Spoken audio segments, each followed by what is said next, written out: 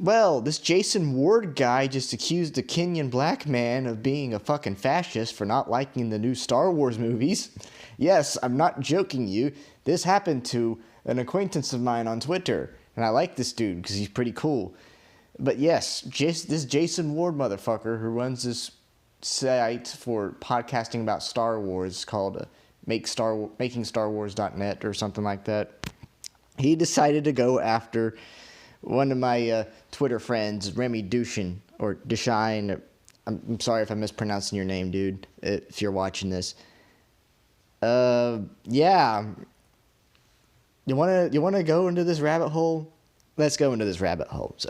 So the whole context of it is the account Sheev066, because, Order 66, that type of thing.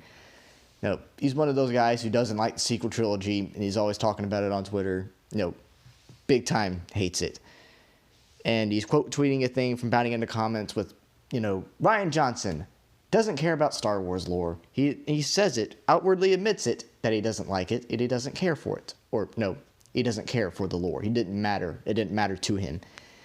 And so Sheev said, imagine defending Rian Johnson. Here's a list of some of the fans, clown, who did. And one of them was a guy named, Jason Ward. Jason Ward then ends up quote tweeting him and says this bugger of a line that, yes, is so stupid. I don't care about old Star Wars canon and history. I care about results. The Last Jedi is a badass Star Wars film, the best of the current generation.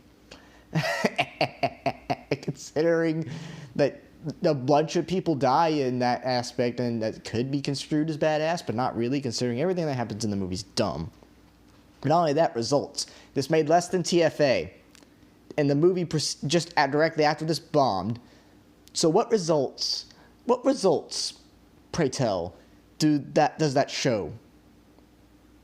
I don't know. Not only that, massive fan divisiveness. So it's obviously not results you're looking at, because then the results will be staring at you directly in the face and telling you you're an idiot. And no, it is not. It's not the best of the current generation. It's not the best of any generation. This is horrible. The Last Jedi is what Picard and Discovery is to Star Trek. All right, that's what The Last Jedi is to Star Wars. It's that fucking bad, and it's that disrespectful. And yes, you should care about old canon, because guess what this whole thing about storytelling we do? The whole thing with storytelling is we revere stories. Whether or not they be accurate half the time sometimes can be misconstrued, but stories are very much tied into the psyche of basically the entire human race. Stories are a big reason why we are the way we are. We revere stories. We love telling stories. That's one of the best things about the human experience, is that we have so many different experiences to tell in story form. So that's bullshit. And yes, you should care about old Star Wars canon, because without the old Star Wars canon, and without the other movies, and without all the history behind it, you would not have The Last Jedi. You would not have The Last Jedi. So that tweet alone is super fucking dumb. And that alone warrants a good response to. But then my friend Remy came in. Of course you're verified. Why am I not surprised? What do you mean old canon? TLJ contradicted the OT and the PT. That's not old canon. That's the canon. You're free to think it's the best, but man, don't say such dumb things. And that is absolutely correct. The old canon is the canon. It's not old canon. Like everything from the sequel trilogy is borrowing and picking up where the OT and the PT left off with each other. That's what the sequel trilogy is. That's what being a sequel is about. So you're picking up where other things left off. That is the canon. That is absolutely the canon. There is no other old canon. If you want old canon, go to the Old Republic. Which, even then, people are mad that we haven't gotten another Old Republic game. People are mad that they're not accurately adapting the Old Republic in newer works, or that they're not actually trying to help the Old Republic flourish. And this whole thing with the new Star Wars book series that they're doing, like 200 years before the prequel trilogy, what story is there to tell in that time era? 1,000 years, I can see a story being told from that, because it doesn't have to set up the state of the galaxy, but it can show you different aspects about the galaxy in a time that's far distance from where we are. 200 years is fairly recent. 1,000 years is not. I don't see anything wrong with Remy's statement here. But then comes the zinger. Here comes the zinger, and this is bad, man. The only reply he had was fascist. He literally called Remy a fascist for no reason. This doesn't even have a like. This doesn't even have a like, that tweet. And it has freaking 40 replies. And I love the Fandalorian's tweet under it. It's Jason, someone told me not to say dumb things. Must be a fascist. Lol. Jason. Jason. You're a retard. How about that? Fucking fascist. What? Oh my god. You know what fascism is, people? Because I'm tired of people fucking bringing up fascism where it doesn't apply, especially in a normal fucking everyday conversation about Star Wars. Fascism is a political ideology that is to the far right in European politics, but is actually somewhat to the left in freaking American politics. But the whole point of fascism is totalitarianism. It's a form of it. And guess what? Who practiced that? Fucking Mussolini. So you're gonna conflate a random black guy on Twitter to fucking Mussolini and the browncoats. Who raised you? Who was your teacher? Who taught you these things? Who was the person who convinced you saying stupid shit like that was a good idea? Who? I want to know who. Because that is so retarded. Oh my god.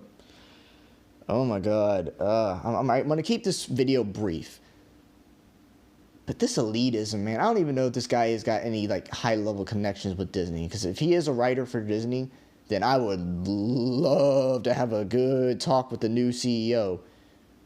Because, dude, people like this are why people don't want to come into Star Wars anymore. Okay? When this High Republic stuff got announced, people were getting ridiculed out of nowhere by saying, oh, they're mad that there's a woman on the cover. It's like, no, that's not what we were complaining about. We were complaining about the shit on the goddamn whiteboard you showed in the video trailer that showed things that were antithetical to fucking Star Wars, like diversity. Diversity's already a thing. It's not antithetical to Star Wars, but it's already a fucking thing. It's always been a thing in Star Wars. It's one of the big high selling points of Star Wars, the fact you have so much diversity. You have fucking aliens, for crying out loud. And you have so many different creatures. You have so many different worlds.